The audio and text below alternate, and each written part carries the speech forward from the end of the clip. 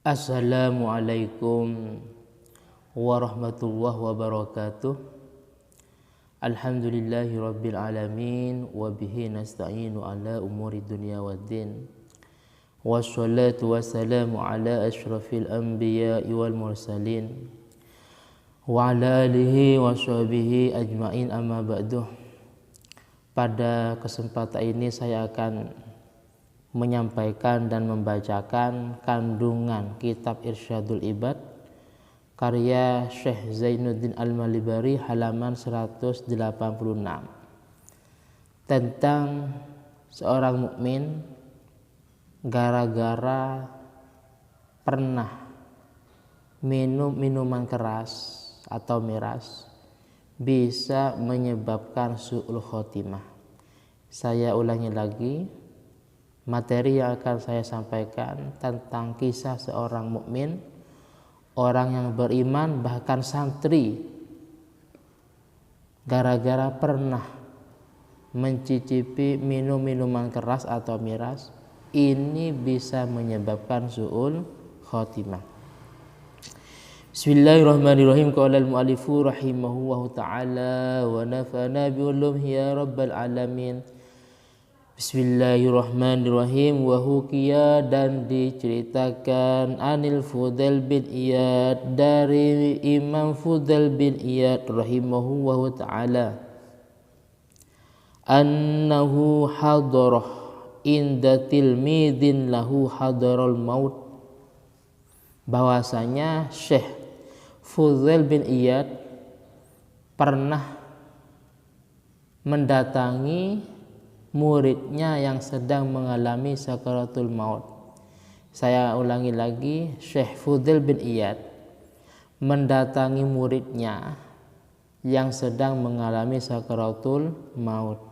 Jadi seorang guru mendatangi muridnya yang sedang mengalami sakaratul maut, faja'alah yulakkinuhu syahadah, dan beliau Syekh Fudail bin Iyad yulakkinuhu, mentalkin muridnya asyhadah, supaya bisa mengucapkan dua kalimat syahadah. Saya ulangi lagi, dan beliau Syekh Fudail bin Iyad mentalkin kalimat syahadah.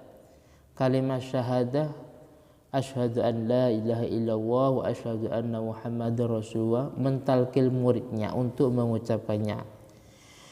Cuman sayangnya walisanuhu la yantikuh, cuman sayangnya lisan dari muridnya itu, lidah muridnya itu tidak bisa mengucapkan dua kalimat syahadah. Walisanuhu la yantikuh, cuman sayangnya lidah muridnya itu tidak bisa mengucapkan dua kalimat syahadah. Akan tetapi fakarraraha, beliau Syekh Fudail bin Iyad sebagai guru terus mentakrir, mengulang-ulanginya. Walaupun muridnya belum bisa, beliau tetap berusaha mengulang-ulanginya dengan tujuan muridnya supaya bisa untuk mengucapkan dua kalimat syahadah. Faqalah la aquluha wa ana bari'un minha summa mata. Cuman sayangnya murid itu mengatakan, la aquluha, ya Syekh, wahai guruku, saya tidak bisa mengucapkan dua kalimat syahadah ini. Wa ana bari'un minha, dan saya sudah lepas dari kalimat syahadah itu. Summa mata, kemudian murid itu meninggal dunia. Dalam artian dia meninggal dalam keadaan su'ul khotimah dikarenakan tidak bisa mengucapkan kalimat syahadah yang ditalkin oleh gurunya. Wa harajal Fudail min indihi wa huwa yabki, dan Syekh atau Imam Fudail bin Iyad kemudian keluar meninggalkan muridnya itu, wahwa yabki, dan itu pun dalam keadaan menangis. Beliau sangat menyayangkan bahwa ada muridnya yang mati dalam keadaan tidak bisa mengucapkan 2 kalimat syahadah. Maklum sebagai guru, karena memperhatikan akhirnya beliau menangis. Karena beliau merasa tidak sukses mendidik muridnya ketika sudah akhirul hayah, ketika sudah sakaratul maut ternyata muridnya tidak bisa mengucapkan kalimat syahadah. Berarti beliau kan merasa menyesal sehingga beliau menangis. Selanjutnya, summah ra'ahu ba'da muddatin fi manamatin. Setelah beberapa waktu ternyata beliau mimpi melihat muridnya itu. Saya ulang lagi, setelah beberapa waktu ternyata beliau Syekh Fudail bin Iyad melihat muridnya dalam keadaan mimpinya, melihat dalam mimpinya. Cuman huwa yushabu bihi ilan nar, melihatnya bahwa murid itu diseret ke dalam api neraka. Jadi seorang guru ini melihat muridnya dalam mimpinya diseret ke dalam api neraka. Faqala, akhirnya beliau mengatakan, Syekh Fudail bin Iyad, ya miskin bimah nuzi'at minka al-ma'rifatuh. Wahai miskin iman, wahai muridku yang miskin iman, yang tidak punya iman, bimah, apa yang menyebabkan engkau ketika menjelang akhirul hayah kok bisa tidak mengucapkan kalimat syahadah, kok bisa dicabut ma'rifatnya, padahal waktu di dunia termasuk wali umpamanya, waktu di dunia termasuk orang yang berilmu. Terus sekarang kenapa ketika sudah sakaratul maut, apa yang menyebabkan engkau nuzi'at al-ma'rifah, ma'rifahnya dicabut oleh Allah Subhanahu wa taala? Beliau bertanya kepada muridnya, faqala, maka murid itu berkata, ya Ustaz, wahai Ustaz, ka nabi illatun, sebenarnya ada kisahnya, yaitu pada diri saya ada penyakit, kata muridnya itu. Ka nabi illatun fa'ataitu ba'dal atibba, kemudian saya mendatangi sebagian dokter yang dianggap dokter spesialis dan dianggap dokter yang bisa mengatasi penyakitku. Wahai Ustadz, wahai guruku, saya ini awalnya punya penyakit dan saya mendatangi guruku, dan saya mendatangi sebagian dokter yang sudah dianggap ahli dan bisa menangani penyakitku atau bisa menyembuhkan penyakitku. Faqalah, cuman dokter itu mengatakan, tasrabu fi kulli sanah qadhan minal khumri. Hai fulan, kalau memang engkau ingin sembuh dari penyakit ini, diusahakan setiap tahun. Nah, bahasanya setiap tahun.